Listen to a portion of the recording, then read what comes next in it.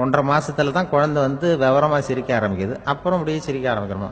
அதெல்லாம் இப்போ கணக்கு எடுத்துருக்குறாங்க. ஒரு குழந்தை ஒரு நாளைக்கு 200 தடவை சிரிக்குதான் ஒரு குழந்தை.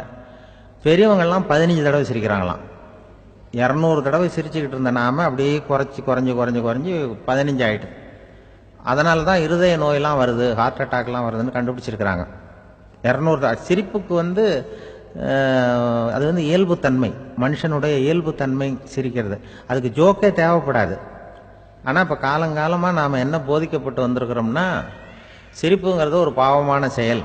ஒரு முதலாளிக்கு முன்னாடி தொழிலாளி சிரித்தா மரியாதை குறைச்சல், ஒரு கணவனுக்கு முன்னாடி மனைவி சிரித்தா மரியாதை குறைச்சல், அது மாதிரி ஒரு வாத்தியாருக்கு முன்னாடி பையன் சிரித்தா மரியாதை குறைச்சல், ஒரு ஆஃபீஸருக்கு முன்னாடி பியூனு சிரித்தா மரியாதை குறைச்சல், இப்படின்னு சொல்லி சிரிப்புங்கிறது ஏதோ மரியாதை குறைவான செயல்னு காலங்காலமாக நாம் போதிக்கப்பட்டு வந்திருக்கிறோம். இப்போ மரபு ரீதியாகவே அந்த சிரிப்பு வந்து நம்மகிட்ட சிறைப்பட்டு இருக்குதான்.